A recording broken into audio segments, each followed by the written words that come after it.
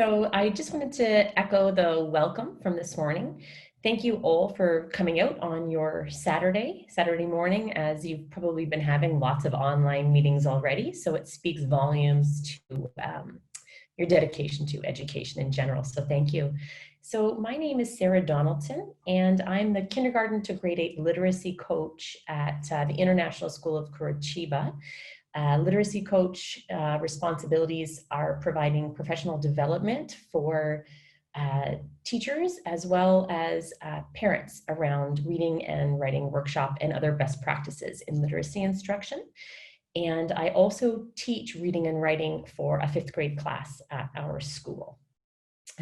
So I pride myself on creating and maintaining really good relationships with parents, because they are our students' first educators and support them through the educational process. And especially right now, a lot of parents have been thrown into suddenly becoming teachers.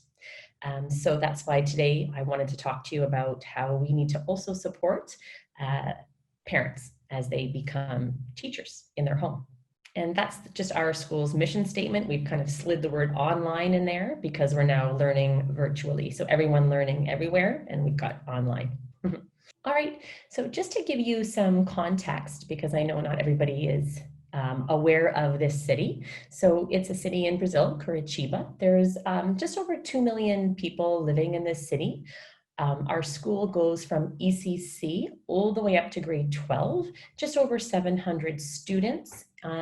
We use mainly the Common Core state standards from the United States, but we are also a CGC school, a Common Ground Collaborative School. In ECC, they use Reggio Emilia, which is a largely play-based and exploration program. And also in high school, the IB diploma is offered. Most of our students, teachers, and parents are really savvy with social media or using technology for entertainment purposes, but not so much tech savvy. So you'll see later some of the practices we've used to make sure that parents feel supported, exploring this new way of using technology. Students from grades 3 to 5 for the virtual learning program were issued Chromebooks, and students from grades 6 to grade 12, they need a MacBook. They bring a MacBook. Our school is a Google reference school, so teachers and students are well versed now in using the Google Suite for education, and we've mostly been using Zoom for face-to-face meetings and teaching. And we use screencasting programs such as Screencast-O-Matic, Screencastify, and Loom for a lot of our video-based teaching. We have very supportive parents. Of course, in an international private school setting, those parents are also demanding. So they do require a lot of support and help along the way. Also, something to consider is we are a mostly EAL population. So when we provide support for parents, we need to make sure that it is offered in both English and in Portuguese. Most of our parents speak Portuguese. All right, so some of the best practices that we began with, and through getting feedback from parents, we found to be working for the school and for parents most. The first one being really personalized communication. So although our head of school will do large Zoom webinars for parents, the parents communicated to us that what they really appreciate is personalized communication from the classroom teacher to the parent. So using email directly to the parent to communicate with them, a lot of parents have really appreciated that. And in fact, they've requested more of it. So both they want to know how their child is doing with their virtual learning, and then I also make sure that I send what I call like sunshine emails, meaning emails to parents to share good news as well as what they can do to better support their children. We also use Zoom to communicate with parents. So we had parent-teacher conferences a little while ago, and these were formally scheduled meetings with parents where they could ask questions and share their concerns and comments and their feedback, both positive and constructive feedback around how they felt the virtual learning program at our school was going. So those were a lot like parent-teacher conferences, and they were one-on-one between the teacher and the parent. And another thing is that we have open Zoom educator office hours. So this is time when students can come into a Zoom room, and we also have it separate times for when parents can just drop in. They might not be comfortable sending an email. Some of the parents are actually not very good at sending emails. During our virtual learning program, this was their first time sending an email. They're used to using, as I said, social media. So these are just click on the link for the Zoom, and parents can come in and they can share in the moment questions and concerns. Another way that we communicate with parents is we use like a school messaging system, and we use PowerSchool and Unified Classroom to do that. We also make sure that the communication that we provide parents with is consistent and it's very timely. So at 4 o'clock every day as the literacy teacher, I'm also considered the homeroom teacher for this one grade 5 class. Every day at 4 o'clock, I provide through PowerSchool and a link to a Google document that has all of the subjects that their children are responsible for in the coming day. And that one Google document is shared at the same time every day in the same format. And it's a Google document that just has links to all of their learning for all of their subject areas for the day. And it looks the same every day so that parents know exactly what to expect. Feedback from parents around that format of sharing has been positive because parents who speak English as a second or as an additional language find that that consistent sharing and everything always looking the same has helped them to understand what's coming.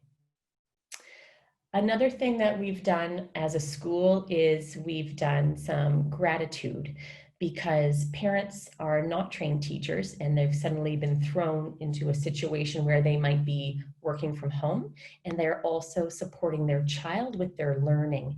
And so when we send a sunshine email or an email, we also make sure to thank the parent, because we're not expecting them to become teachers overnight, but we do know that they are supporting their child in the best way that they know.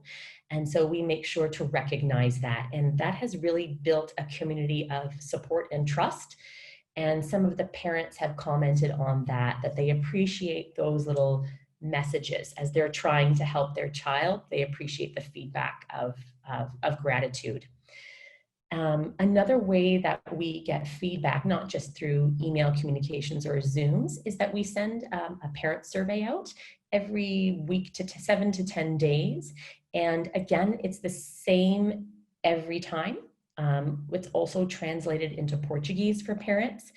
And it's just ascertaining their comfort, again, with the technology that they've been expected to use, how they feel their child is learning, how they feel the teachers and the administration at the school have supported not only their child, but also them as parents.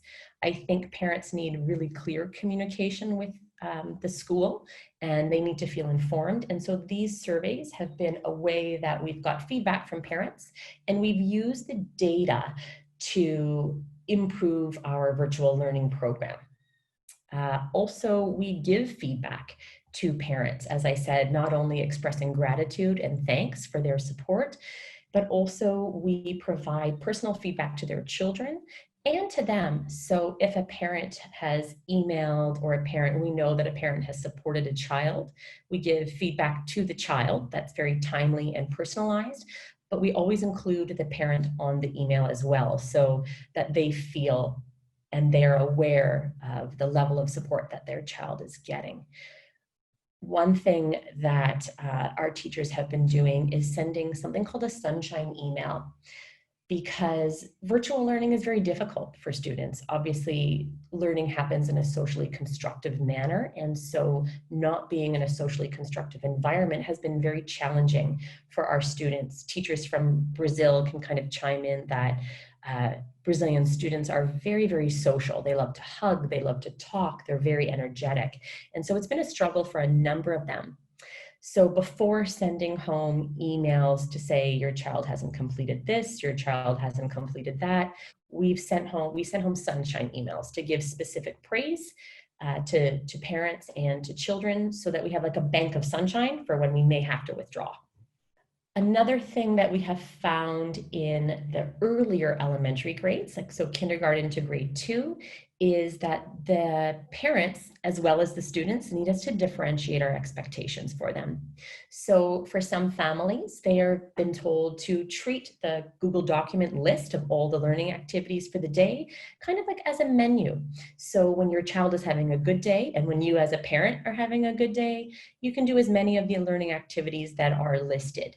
But on those days where siblings are fighting, parents have meetings, or everybody just did not get a very good sleep, perhaps we've been suggesting to parents to say like, hey, there's maybe 7 to 10 learning activities. Why don't you choose 2 to 3 for today that you feel most comfortable with? And that has kind of eased the pressure on parents who felt that they were responsible for completing with their child all of the tasks.